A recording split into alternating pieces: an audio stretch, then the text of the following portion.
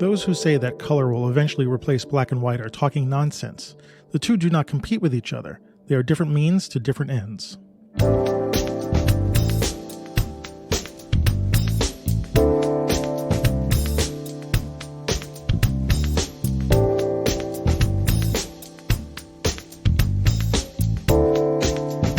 Hey, welcome to the Street Shots Photography Podcast. This is Antonio. And this is Ward. Hey, Ward. Hey, man. You're sporting the... I'm sporting. I'm getting more gray, more thickness in the beard. Yeah. Yes, someday we'll put this on YouTube so everybody can see. That's okay. I'm shy. That's all right. All right. We'll figure something out. Yes, I'm looking at you. It's good to see you, and it's good to talk to you. Good to see you and talk to you too, my friend. This is, what is this? Episode 156. Yes. For 56. The end of March. End of March. Yeah, we made it. Yeah. You made it. Made it through another March. Oh, my God. Yeah, tell me about it. Yeah, well, speaking of telling me about it, what's going on with you, man? If I sound a little down, it's because I had my Instagram feed hacked on Wednesday. I figured maybe I could share the story a little bit so that, let this be a lesson to you. Okay. But sorry, got the sirens. I know that's police. Maybe they caught somebody. No, there's an ambulance there that goes by here that's got 3 sirens. I mean, do you really need 3 sirens? I get it. They're all at different tones. Anyway, that's one of them. Anyway, it's got a low frequency. That's very cool. Yeah, it does. Well, that's New York for you. But anyway, I had gotten a DM from a friend on Instagram, and it looked legitimate. Like, we had been DMing, before, not in the same day, but he asked me for some help. He says, "Look, I need to help. I want to verify my Instagram account, and I need you to do something." And I was like, "Well, what do you need me to do?" And he's like, "Well, do this, and then send the screenshot back to me, and blah blah blah." And it's what should have caught my eye was I had to actually question him for a second. And so this is sort of lesson number 1. If your instincts say that it feels wrong, guaranteed it's wrong. It's not like you're better off like going with the no, I'm not going to do this, or who are you, or whatever. If it feels off, because what's the worst case scenario? The other person on this this side is legitimate, made a mistake, and you're like, oh, I'm sorry, I thought blah blah blah.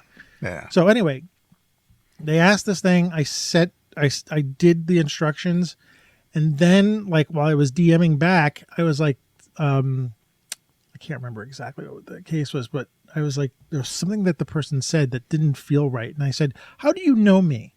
Like, where do you know me from? Yeah. No answer, right? And this is someone who I work with at the place that I work. And I said, what department did we meet in, right? Yeah. No answer. Nothing. And so somehow I get back to my Instagram account, and I can't get back in. I can't remember the sequence of events, but they had, I got an email from Instagram saying, we saw that you changed your, different device. Your email. No, like you changed your email. Did you change your email? And I went and I clicked on the link, and I said no, and that just cycled into like getting locked out. And whoever hacked my account got my email address locked out, and then eventually my password locked out.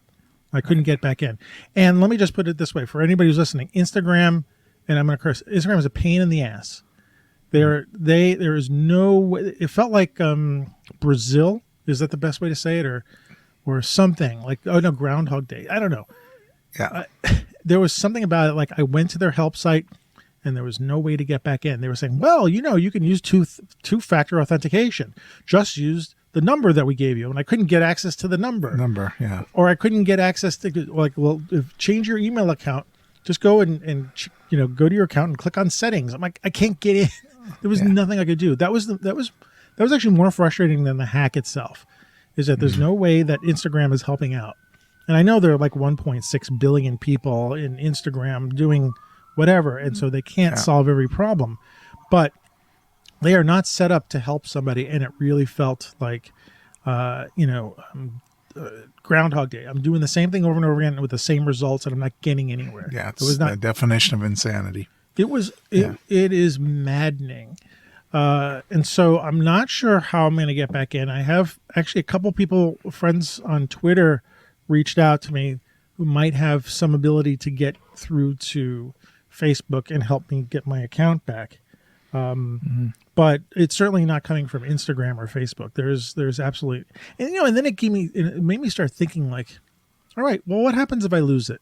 If I lose the account? I mean, I've got, you know, 2,800 followers and however many pictures. I mean, I don't care about the pictures, and you know, I got all these saved pictures, which would be a bummer to lose, right? Because I wouldn't have access to them again. But like, considering what's going on in the real world, like Yeah. what's going on in my real life and stuff like that, Yeah. you know what?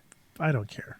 I mean, I really don't care. I mean, I don't want to lose it, and if someone can help me get it back, that's great. But it's you know, there are bigger problems in the world. Yeah. So, but I'm sorry to hear that, man. Yeah, I do want. Oh, and that means I'm probably going to get a lot of, you know, a lot of people are texting me saying, "I think your Instagram got hacked. Did you suddenly buy a Including house me. with Bitcoin?" Yeah, You've but got to, everybody's doing it. you don't strike me as a red Mercedes guy. Right. Yeah. Well, I appreciate everybody reaching out for me to ask, because that means there's some. Well, and I've care. reported those posts and the fact that they're you know, impersonating you. So I don't know if that helps. It's you know, it's better than not. It goes out into the ether, and we'll see what happens. Yeah. But you know, if they close down the account, and hopefully they have a backup, or if they can save it and I can get some of the stuff back, that would be great. But I do appreciate everybody who's reached out to me, because nobody knows that everybody else is reaching out. So, but I'm getting these, you know, DMs from here, from on Facebook, and like, hey. But the problem is that the hacker is sending DMs to people. Right. Right. So, you know, what's going to happen is either, I don't know what you do on Instagram. Do you mute people, or do you have to unfollow them so you don't get the DMs? And so I don't know if I'll be losing followers because they're pissed off. But anybody who follows me could, you know, obviously look at my account and see, you know, street shot, and then a Mercedes or whatever the hell it was. Yeah. You know, there's something not right here. Well, I like the one. I did get a DM, and I think I banned it, or I forget what the settings were, but the last sentence on the DM was, "This is so legitimate." Yeah.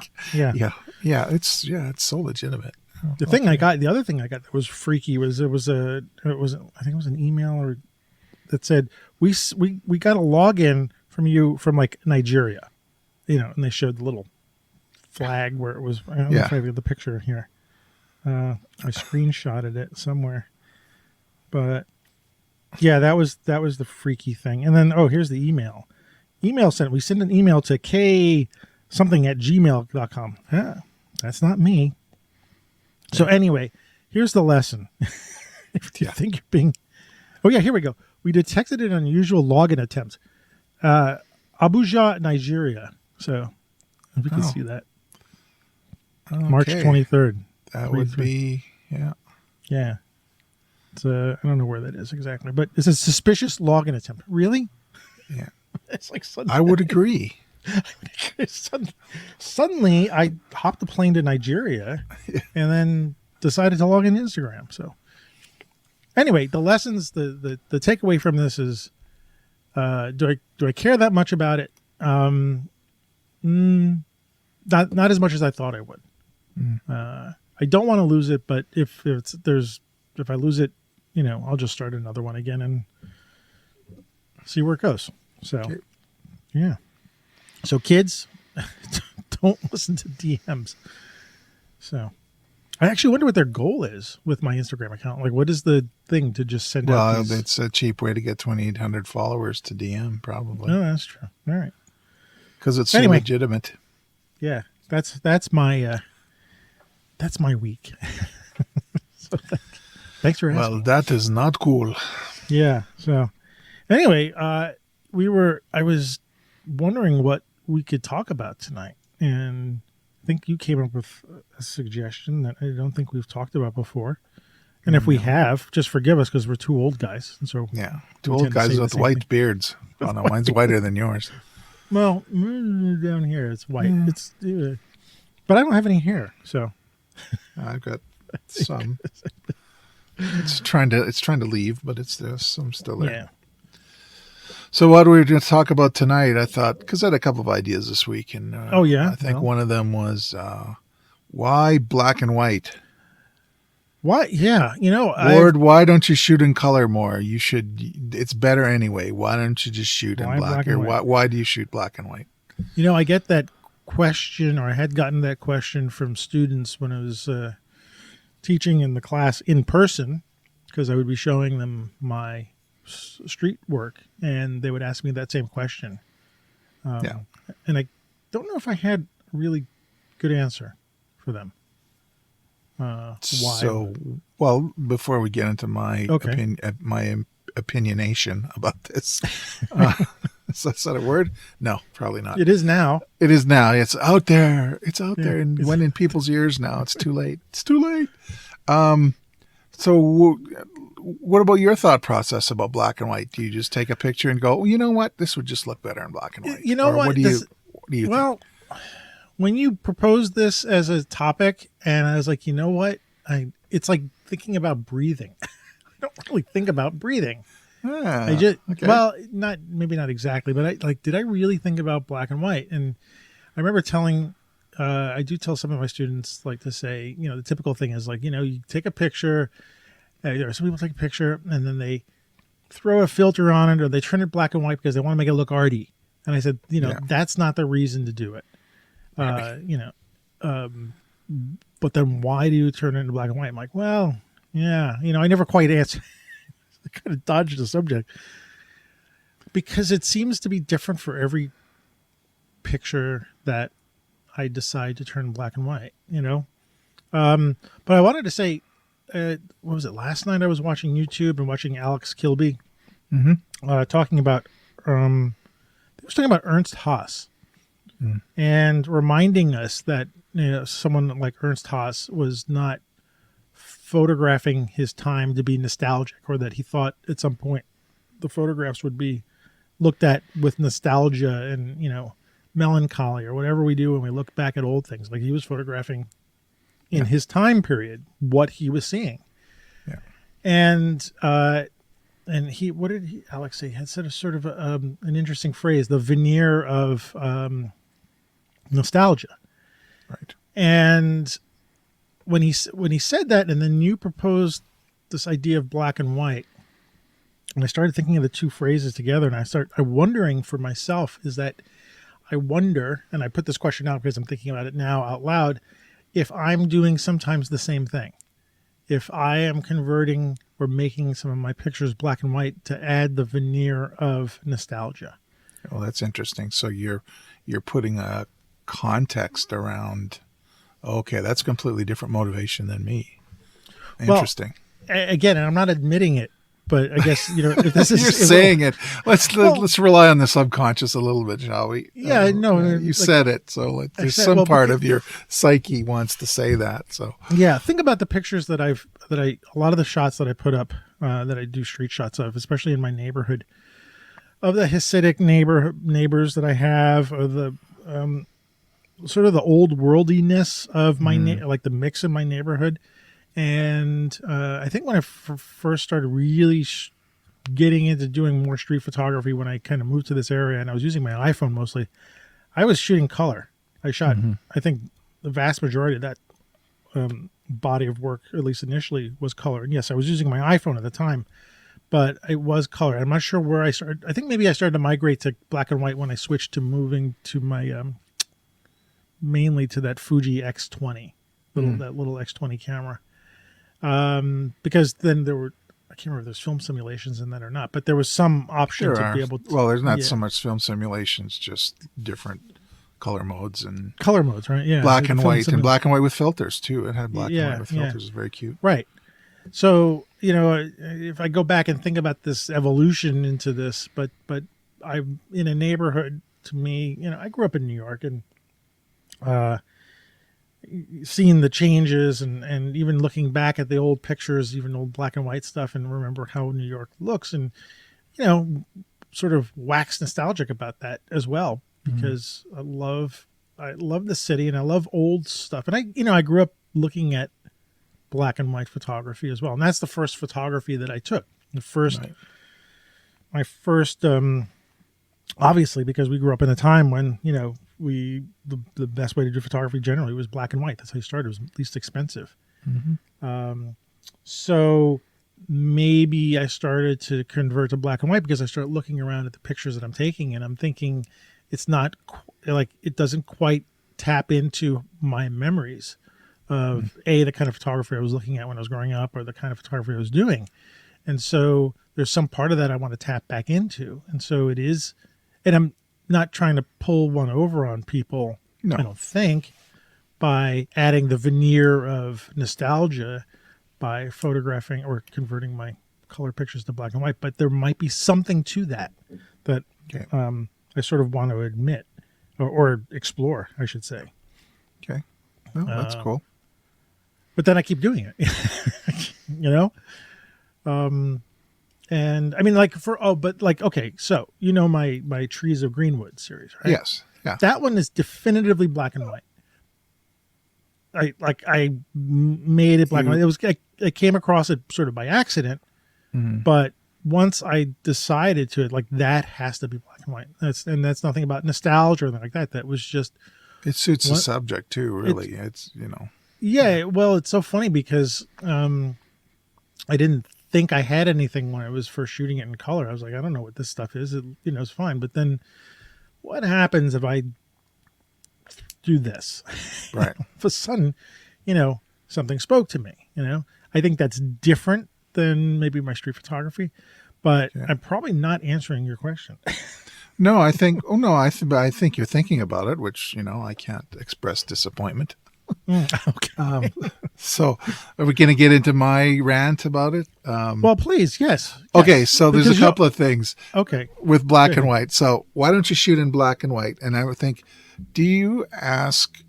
And it's sort of like, people want to get photography for free, right? Who want you to come and take their pictures. Like, could the baker down the street just toss me 3 or 4 loaves of bread? Just because I'll tell everyone in the neighborhood you've got, a really good bakery kind of thing.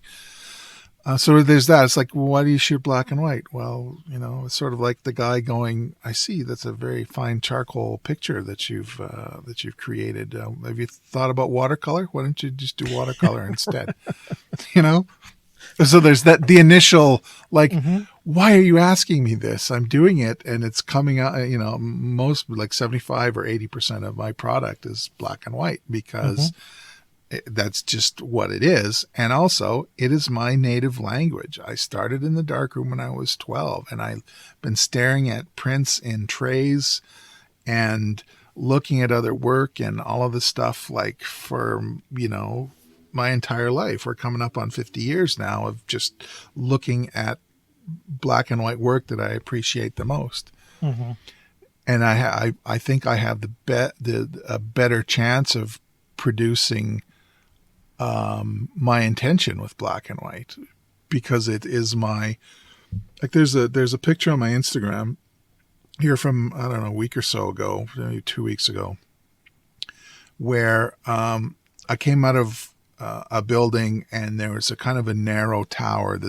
it's like both commercial and residential. It's a narrow tower. The sun is setting and there's a glint off sort of towards 2/3 of the way down the building off the setting sun.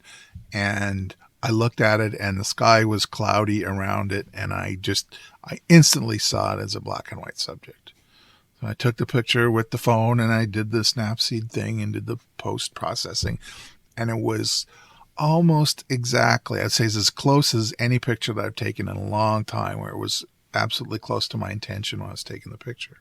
And it was black and white. My first gut reaction is to go black and white. And it's not black and white versus color. For me, it's just the media that I use. It's the form. It's the, it's the gears that I like to use. The brushes I like to use are black and white.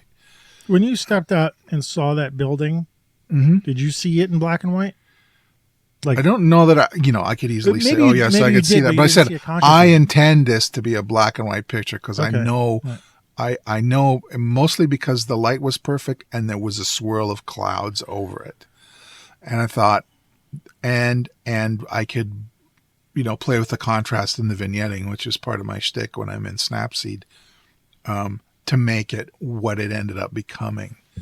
That's an amazing picture, by the way. I mean, it really stood out when I saw it. I mean, and it was like that, and it's that, oh my gosh, look at it. Like, this is perfect.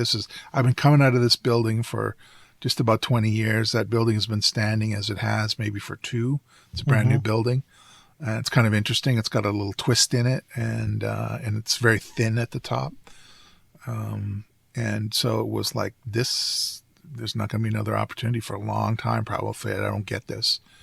And it didn't, and that's a phone picture too. It didn't have to be my street camera. I just did, I produced a product pretty well just with the phone. So yeah, it was only going to be black and white. Sorry, when you say that, I'm going to parentheses this for just a second. We got to get past this phone thing.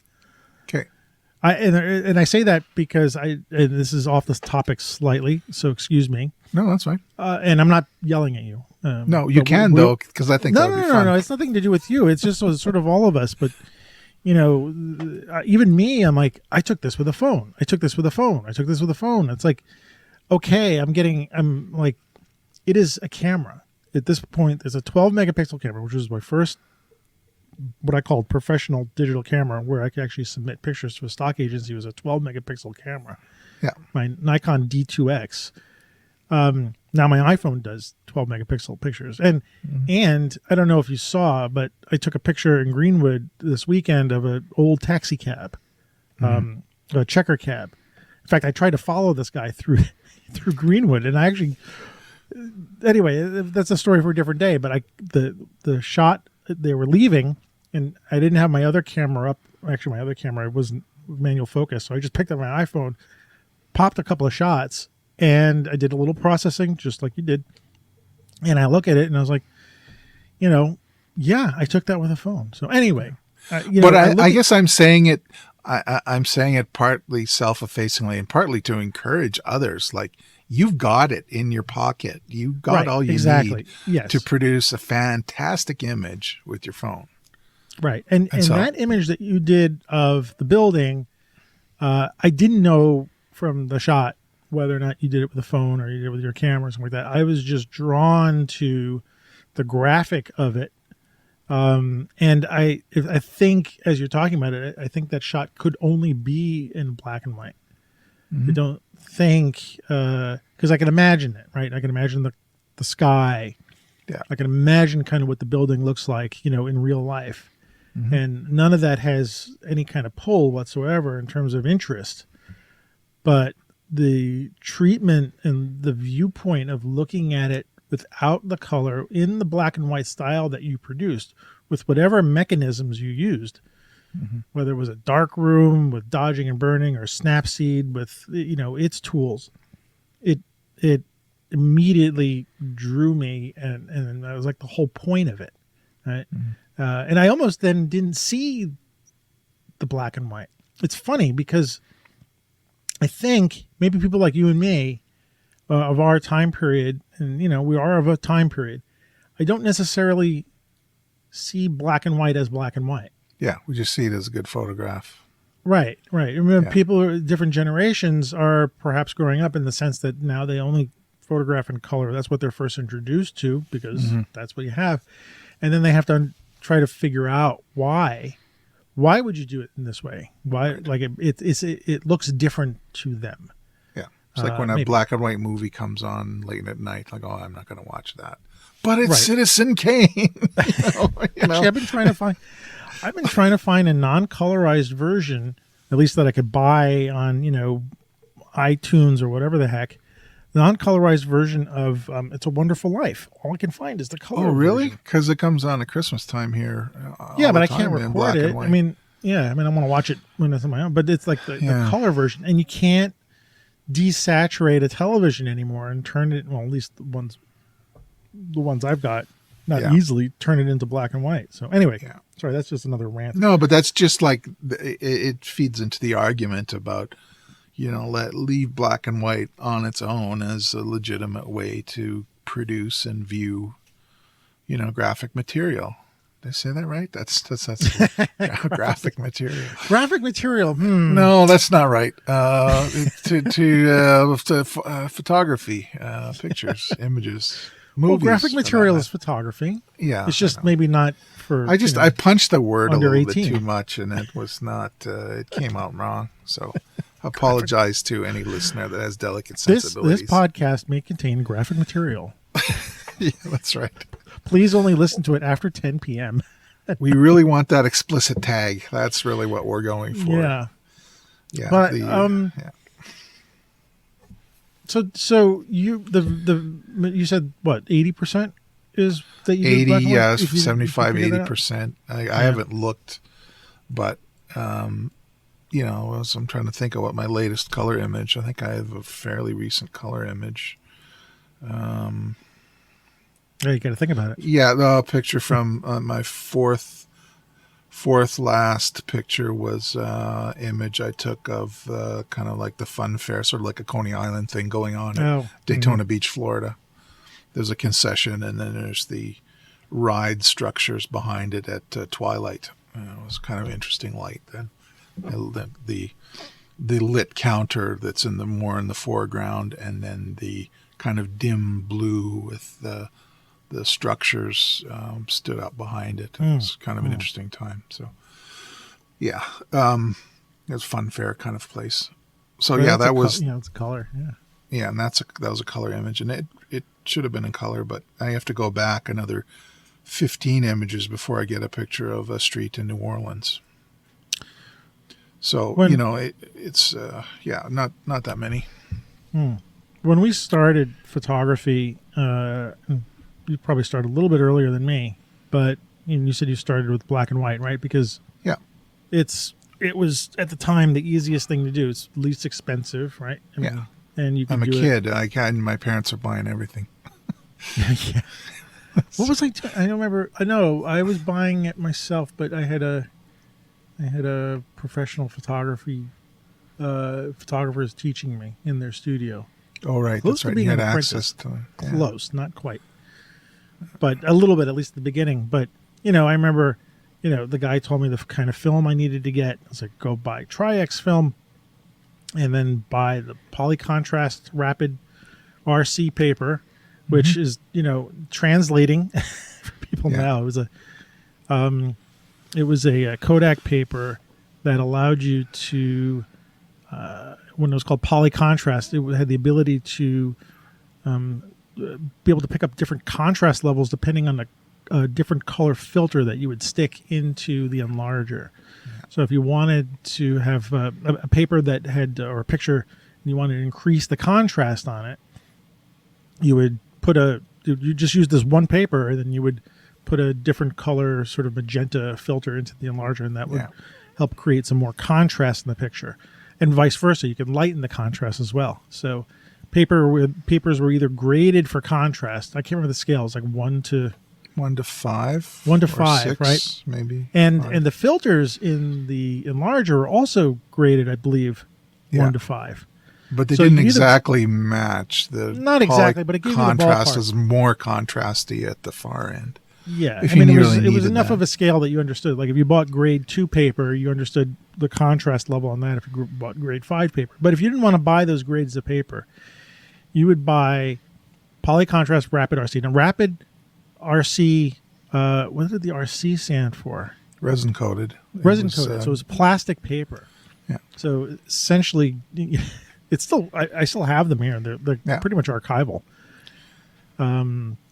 So anyway, I bought all that stuff, and I remember that the first pictures I took, shots of black and white that I printed, were shots of my cat, right? Because that's all I do is take pictures of my cats. And I remember back then having the hardest time understanding the concept, especially in black and white, of contrast. I didn't understand what contrast meant. So like if I had a black and white print of my cat, and the photographer said, "Well, it doesn't have enough contrast," I was like, "What?" Basically, it was a gray cat against a gray background. It was like flat. It was like it was fogged over. It looked more like it was fogged over. It does. It was like that. Yeah. Yeah. Also, because I also did not have or build up over time the ability that you seem to have about being able to see something in black and white as you're walking around. Yeah, I guess I that's just practice, though. Well, yes, but I've been doing it for a long time, and I still have trouble converting the world with my eyes to black and white, and which is one of the great advantages of having a digital camera now, because I can set it to a black and white setting, and then I can see the translation. Yeah, that's fine. You know, the only through thing with me is if I am shooting with my street cameras, I want to be able to manipulate the color channels so that I can bring tones up or down. That's a whole different class there. It is. But and to answer that to you, I shoot in on my Fujis. I shoot in RAW and JPEG, so I can always reprocess the picture, which is what I do. But being able to see.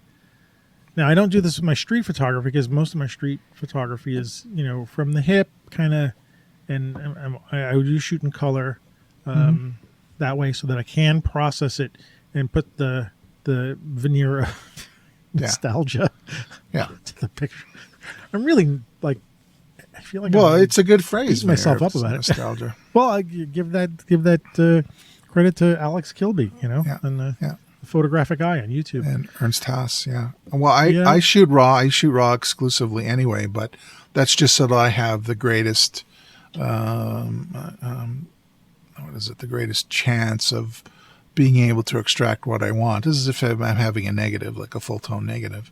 Right. But you don't do that on your phone. You just said you shot that building on your phone. You didn't shoot it in raw.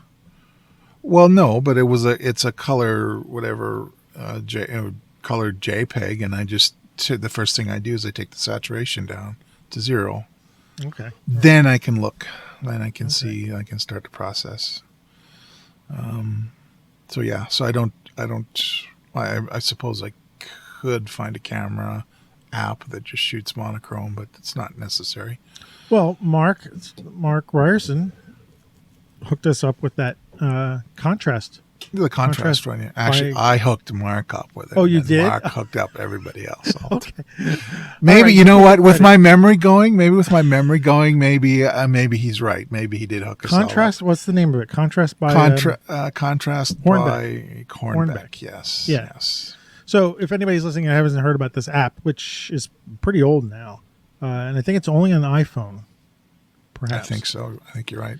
It's a camera app that only shoots in very, very high contrast black and white, and it almost looks like it's filtered like with a red filter, something like that. We should talk about that in a minute about the filters in a second. But it really sort of it converts the world into a very, very strong black and white image, and it could be very interesting to walk around with that. And like I said, like I was doing with my cameras, look at the world through your camera in black and white.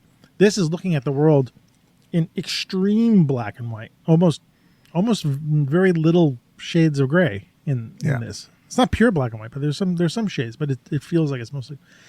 And this is something I was telling my students to do. It's like if you want to really sort of mess around with yourself and see what the world looks like in black and white, get this app if you have the iPhone, and just walk around with it and see how, walk around with the phone and point it at things, and see what the world looks like. Because all of a sudden you're seeing things in a way that is not, it's why we do photography, because we want to see the world sometimes the way the camera sees it. It's not the way we see the world. Right. But we're seeing an interpretation through, in this case, an iPhone or an app. And it becomes, it's like another dimension to the world. It's sort of a hidden dimension. And it's frequently beautiful. It's pretty amazing. It is an amazing, cool app. I remember walking down and especially seeing very strong shadows being cast by these little, these things that they put on the sidewalk to block trucks from crossing over the sidewalk. These like metal, cylinders, and that being hit by sunlight and these, really deep shadows that the app sees. You get these very bright, chrome columns and these very dark black shadows, and then a very bright sidewalk, and it creates such an abstract, which is not the way I'm seeing the world. So I find using like an app like that helps, or even using the camera to be able to interpret the world in black and white and see what it looks like, and sometimes I'll click the shutter, sometimes I won't, because not everything converts to black and white Right. very well. I want to get back on the topic though of the why. Okay. I don't have to come with it because I want to figure it out for myself. I mean, you asked this question. I don't really think I have a good answer. In fact, maybe part of my answer, to be truthful, maybe is because I think it looks cool. That's fine. But I don't like that answer. I don't like You said it. the same thing about the filed negative carrier too. You thought it just looked cool. You weren't. Yeah, I remember that. Well, I remember everybody grabbing that filed negative carrier out because all of a sudden you had this black board. It was something new and unique. And I sort of, I don't know if that's the only reason why I want to make black and white stuff, but I don't know. I don't fully know the reasons.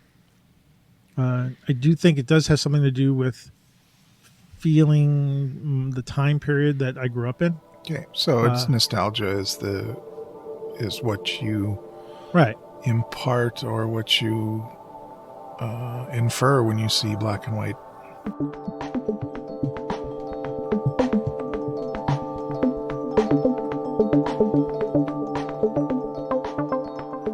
So I want to get back to the why. Okay. Why the why of black and white photography? Why am I doing it? Why are you doing it? Why should somebody do it? And see if we can get people to start looking at things differently and stop asking those questions. Why are you shooting in black and white? I think it's a legitimate question. We should like. Well, wait, you have an answer. I have an answer. Okay, like we know then, why we do it. I know, but wouldn't it be just as valid to ask the question, why are you shooting in color? Sure, but people but don't. nobody asks that question. Nobody asks that question because it's at least not today. No. Now go back into the 60s, right? And someone like Eggleston or something like that, they're saying, why are you shooting color? Yeah, right? and you're not shooting, Meyerowitz too. Street photography is black and white. You're not photographing, for a magazine or an advertisement or a catalog or something like that, because back then, right? Yeah. Kind of what people were thinking color photography was like. Color photography was not taken seriously, right? Nope. Black and white photography was the serious photography. It was the art photography. It was, how we got news and information. It's how it was reproduced in books, and color was relegated to magazines and advertisements and whatnot. And so you had so back then I can imagine someone in Eggleston's class saying, "Why do you shoot color?" Yeah, it's lurid. It's it's maybe vulgar. I mean, I could see that in those days, going, this is what we're going into a gallery to see a bunch of color pictures that it's like what we'd see in a magazine or whatever the prejudice was then. Right, yeah.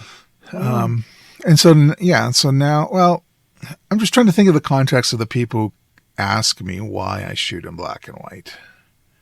Because they see so much content in color. Maybe it's the same thing. In the old days, there was they all saw their content in black and white, and color was the deviation. Now black and white is a deviation. Well, maybe that's what's going on. It's funny because it's hard. I don't know if black and white is a deviation. When you go through let's use our Fuji cameras for instance. There's as many black and white, picture profiles in that as there are color. Yeah. I would say it's almost equal, maybe even more, because they have the black and white filters. Yeah. Black and white simulations with filters on them, and so that adds to to me that's an equal amount. It's almost like in this case Fuji is a camera manufacturer and a film manufacturer too. Is there? Although I don't know if they're still selling black and white film, but yeah, I think they still make Acros. Think they do? Yeah. I think so. That's good. But they're saying, hey, it's okay. You want to shoot black and white. I mean, we're getting our black and white now or getting into like even Photoshop or any of the plugins that you buy now. There's Silver Effects, which is, by the way, it's one of my favorite black and white conversion plugins for Photoshop. I don't know if it's part of the what is it? Well, Google bought them Yeah, Nick software. Nick software. Yeah, it's fantastic. Which is where I think you get where Snapseed gets some of its technology from. But anyway, there's as much of this black and whiteness now in photography. Even remember when Epson started to come out with printers which had the multiple black ink tanks, so you can actually create better black and white images from an Epson printer. Oh, by the way, I just had a couple of fine prints made for a charity thing. I got permission from Mark to do a couple of my rodeo images to make fine prints out of them. Oh yeah, and they were they came from an Epson printer that had 4 black inks. Yep. Fantastic. Black, light gray, light gray, light gray. Plus all the different variations of how much ink each one of those jets puts into the paper. Right. But they're just amazing. And so you look at a print like that, and it's like we say, you don't see the black and white, you just see the image. Mm-hmm. They're just amazing. Anyway, I digress. For me, that end product is definitely, that's a motivator. Like if I was just staring at pictures on the screen and on the phone all the time of black and white images, and then you see the thing, in physical form, both in the book, but a fine print is, it's not lithography, right? And it's not, well, it is a kind of inkjet, but it's such a high resolution and gradation of tone that you're able to produce in a 16-bit TIFF file. It's just it's amazing.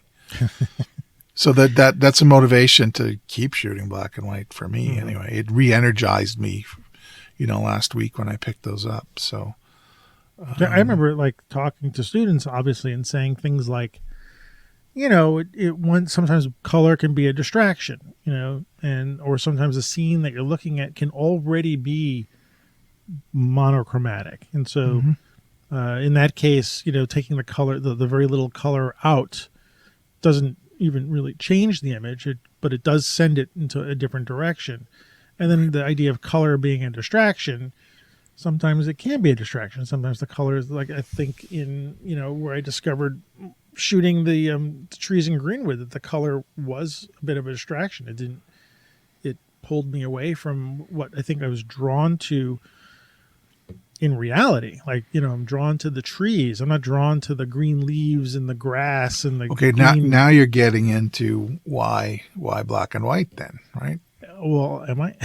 Yeah, you are, because there's something that what I called kind of in a mean way, the contamination of color, where you go, well, I've got this pretty picture, but there's that guy wearing this fuchsia colored jacket in the background. It's ruining the whole vibe, and it would, if it was black and white, it wouldn't be an issue. So there's that. There's it's really about form and texture, and all the things that are not color is what. But can't we see form and texture, in color as well, right? I mean, it's not just but it's not just about those properties. It's about everything but color. Color, we're attuned to see the world in colors. So if you take that out, you take a level of abstraction, and now you're like, maybe we're going towards your nostalgia, or in my pretentious whatever kind of more arty, black and white is, I'm not saying it's any more legitimate or anything, but it's definitely leaning towards my way that I express myself. So I don't know. Well, yeah. Have you seen? I'm trying to find it now. I can't find the trailer for the Apple Plus film with Denzel Washington and the Tragedy of Macbeth. Tragedy of Macbeth. Yeah. Shot all in black and white. Shot in a very interesting aspect ratio. I'm not sure if it's 4:3 or a little bit Oh, more square. I mean, because I haven't watched it yet, but watching the trailer, the whole movie is in black and white, and every shot, at least in the trailer, it looks like I'm imagining every shot in the movie is designed to be a black and white image. Even though it's moving, yeah. it does have a very still feel to it, and it'd be great to understand. I mean, I sort of tie this together with photography because it's kind of the same thing. Why do you want to film a movie, especially a modern movie, in black Also, and white? too, while we're speaking of black and white movies, the Kenneth Branagh movie Belfast, same thing. Belfast, yeah. I still haven't seen that, and the trailer just knocked me over. I would love to see that, and maybe in the theater. I guess it's gone now. It's just on the streaming. But yeah, I've only seen some stills from it, which look like stills taken from a photographer back in the '60s. mm-hmm. They didn't look like stills from a movie. They just looked like photographs or something like that. So it's interesting to think about it in these other terms as well. There was a time where you could get is it glasses or a filter that you could wear, and it would change the world while you're looking through it into black and white. Not that quite dark, black and white. It was dark amber. Yeah, amber, right? It was what were those called? They were just used as visualization. Ratton number 98 or something. Right. I think they exactly. were. Yeah. Wow, where am I getting this stuff from? I don't even know my name, and I'm remembering filters. Jeez. Well, are you kidding me? I'm remembering the polycontrast Rapid RC, which I think I'm remembering it kind of like song lyrics. I remembered it so much. Yeah, they're true enough. Yeah. Got it over and over again. I'm with you there. I'm getting the smell of Dectol. Where's that coming from? Yeah. Oh my! Never getting that out of your hands. But that's all the mechanics behind the black and white. Again, doing the final, creating the final images, and like you said, we grew up and we pretty much didn't have a choice. We couldn't print on our own color prints. You develop them in the drugstore or something like that, or you got a Polaroid camera, but you still were sort of limited to like you took a picture and that was it. Yeah. But black and white is interesting. For us, black and white also meant we had a lot of control. Because just like what I'm saying is that we didn't have any control over the color that we're making, but we had total control over black and white. You could do pretty much what you wanted. Sort of. Well, within the boundaries of what black and white let you do. Yeah. Right? So we were limited only by our less than stellar skills. Our skills, yes. But again, you got your prints back from your Instamatic from the color prints from the drugstore, and they looked terrible, and there was nothing you could do with it. You were stuck with this awful looking picture. And with black and white, I mean, even thinking about like what Shane is doing with the or any of the wet plate collodion photographers are doing, they have some bit of control in their case, probably with the lighting and the sets and stuff like that, maybe less with the developing. Although I could be wrong because I don't know that process so well enough to know what they can and can't do in the processing of that. But for us, you had your little dodge and burn tools, little hole in the cardboard which you burned, and you can move it around. I use my hands a little bit too. You could use your hands, right? You cup your hands, you make a little hole, right? Yeah. And you could change how long you left it in the developer. You could tone it and all this stuff. We had control. We had so much control over it. Today, the control has changed, and we have the same amount of control in color as we do in black and white. So it's kind of no different. But I do wonder if we're of that generation. I know there's some people who are still doing film photography, still doing black and white. There's still dark rooms there, so there's still some of that. God bless them. Keep it going. It's sort of like reminds me, and I'm getting off on a little tangent here about people that are kind of dissing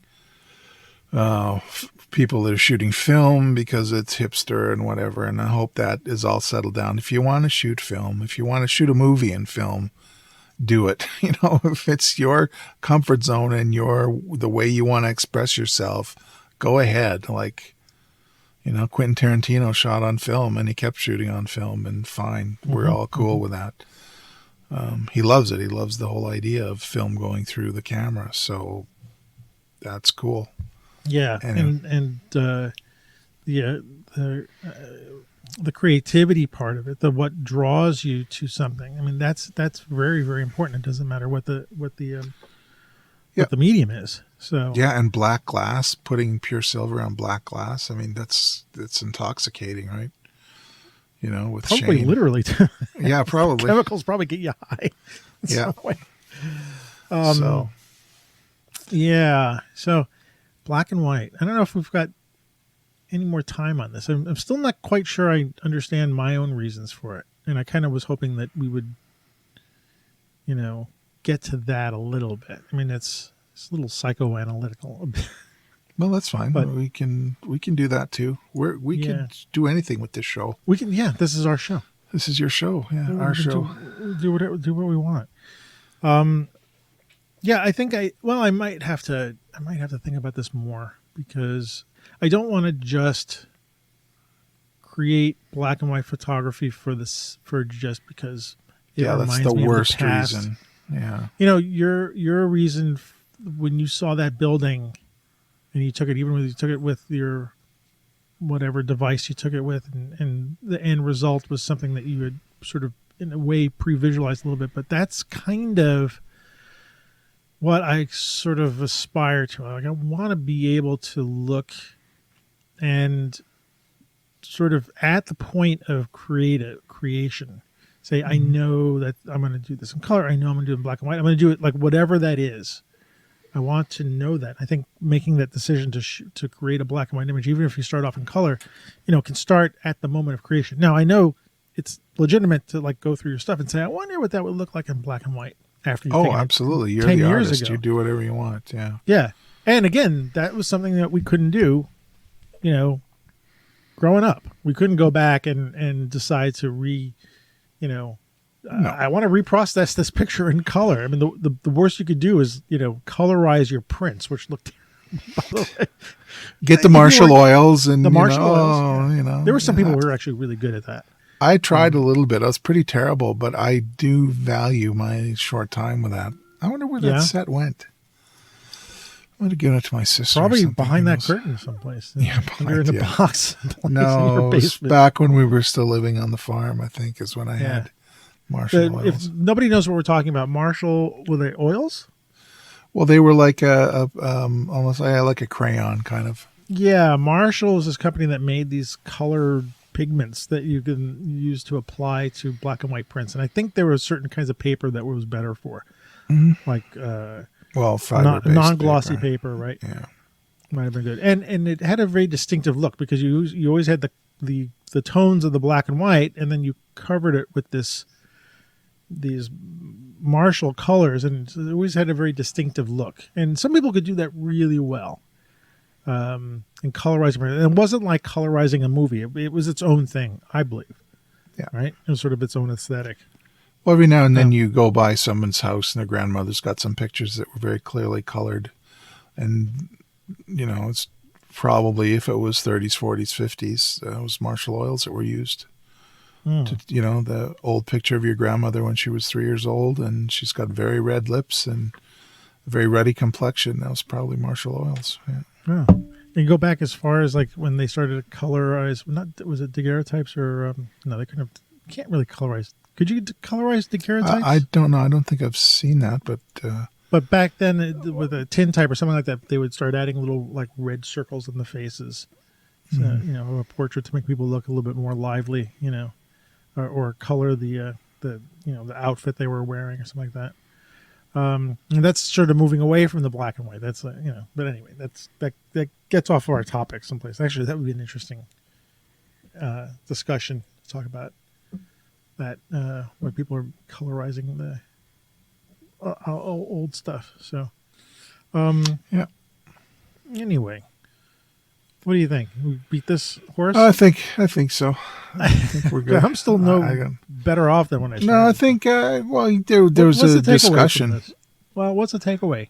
Well, Black and first of all, everyone should create in the manner that they want. Mm-hmm. On this show, we advocated black and white and whatever, or I did anyway. I think you're still on the fence. You I created don't want it. to be on the. I don't want to be on the fence. We gotta fix that.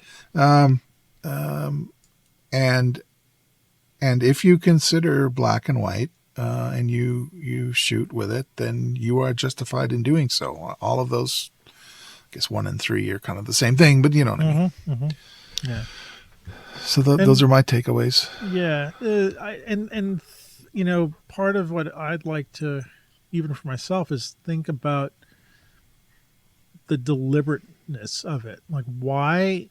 What is it doing for me? Like I said, I could find like 1 or 2 projects I'm working on where I know this is black and white. Like, I understand it. Like, there's not even a thought process. Like, black and white, done. But for those other times, am I just trying to put a veneer of nostalgia on something? Am I essentially doing what I try to tell students not to do, is just throw a filter on to make it look cool? Yeah. I think you see the world in more. You see the world more in color, I think, than I do. I think for you, black and white in a lot of cases is second best, except for those subjects that really demand it. I'm the opposite. I'll try and shoot black and white, and then, here's a colorful scene. Like, here's the yellow cab with the guy with the red jacket and the shadow. You're going to shoot that in color. And I'll see that definitely as a color subject. My aim when I'm going out for a walk is to do black and white work. I think your aim is to do color work, and that's fine. And I think we're just 2 parts of the same whole. Yeah. Well, the thing is, we'd like to be able to do what you do, is go out with the intention, and wonder what that would be like understanding, like, this. I'm going to go out and I'm going to, I'm not going to use an app, right? I'm not going to use contrast by Hornbeck to see the world in black and white. I might not even use my camera to look at the world in black and white, but to actually try to interpret the color world into black and white while I'm taking pictures, and understanding that later on I will turn them into, my friend Gene, he shoots mostly black and white, landscapes and stuff like that. I know he sees the world in black and white like that. Yeah.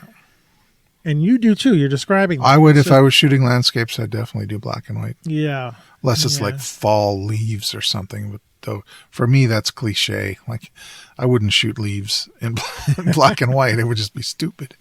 It might work. It might work. I would do some abstraction or something. Well, it can. But if I'm in the mountains or in the foothills or something shooting, those are black. Right. I'm not going to shoot sunrises in black and white either. Although, there's a possibility that there's something there. There's something that exists, Yeah. I've done several versions of my Moonrise over Brooklyn in homage to Ansel Adams' Moonrise over Hernandez, because it's fun to do, and I see that view, and it reminds me of that magnificent black and white where that picture would not, that his picture Moonrise over Hernandez would not work in color at all. No, he would have to darken the blue sky so much that it wouldn't even look real. It would look less real. That's you know what? Here we go. I'm sorry, and I thought I wanted to get into the show, but I got another thought. But there's something about, like, let's talk about black and white landscapes for a moment, that somehow they almost look more real, at least to me, than if I see a color photograph of the same thing. I'm not talking about going there in person and seeing it with my eyes, which is color, but like, Moonrise over Hernandez seems more real to me than I can imagine a color version of it. Yeah, and it's very self-contained. I mean, Adams, just in general, his landscapes are completely self-contained images. You don't want to see anything outside. Right. Outside the frame, right? His framing is so good. And somehow that wouldn't, I don't think it would work if they were color. I don't think we'd have that same experience that you're talking about. Yeah. What does that? I agree. What does that give me? I'm just thinking, if does it give me a learning? It does. It feels like I just can't grasp it. Well, it's part of the control thing, right? You were talking about control before. Your intention, putting your intention across in black and white. That's, for me, that's the most satisfying. I can see it through to the end, and I get my intention. Now, it could be terrible at the end, but at least I went down the road. That feels good. Okay. All right. And, I'll take it. black and white is my thing. So, All right. Well, we'll post some of these pictures in the show notes. Hopefully I can grab some of them from you. I can't get on Instagram anymore, so you'll have to send them to all right. me. I'll email them to you. But yeah. All right. I would like to come back to this topic in a different way later on at some point, because I think it's important. I don't think we can cover everything about black and white photography in one show, because it's too much and there's a lot to consider about it. And so let's sort of table this for another discussion. Maybe we'll cover the why, and then we can cover the how later. Yeah. Whatever. I mean, even maybe getting some of our other unusuals might be able to join us, talk about stuff like this. But anyway, that's for another time. Cool. Thanks for coming up with the topic tonight. No problem. My pleasure, man. And thanks for joining me in making this show our show.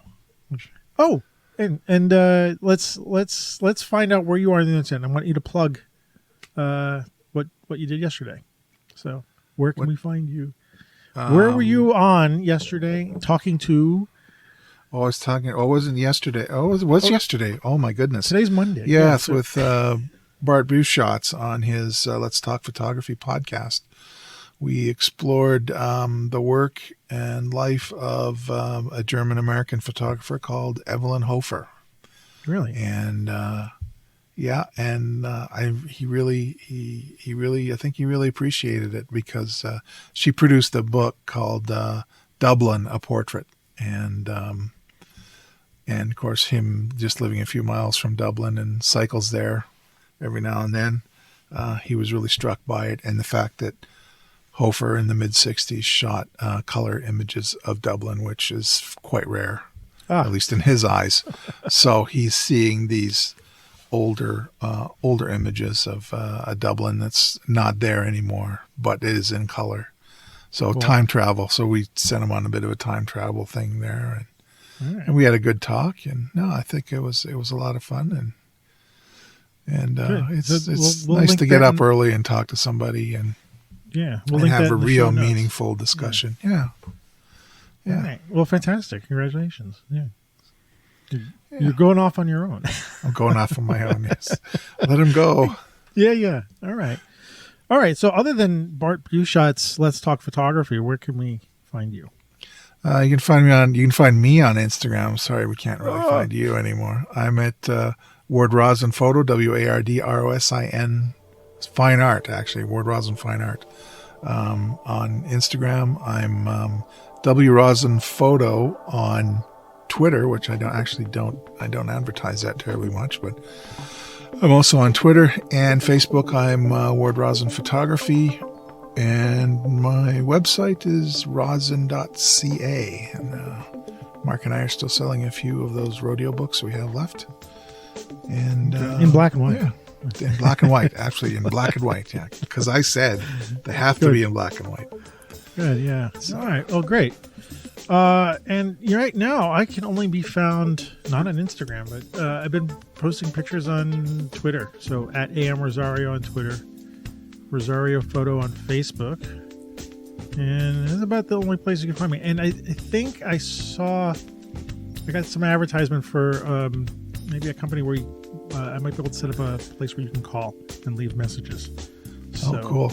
And don't forget the Street Shots Podcast Instagram. On Instagram, right? Street Shots Podcast on Instagram. Yeah, at least I think I can log on to that. I got to check. I haven't logged on to that. But when things get right, that will be the place to go. But I am going to try to find a place where people can drop messages and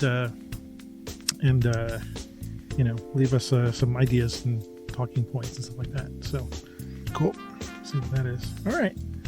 Well, cool. That's it was a fun show. Thanks for hanging out with me tonight. You bet. And we'll see you around tax time. For those of us in the United States. That's tax time for you. We get another 2 weeks in Canada. Yeah, good for you. All right. But all right. Well, see everybody in a couple of weeks then. And good night, Ward. Good night. See you later. All right. Bye.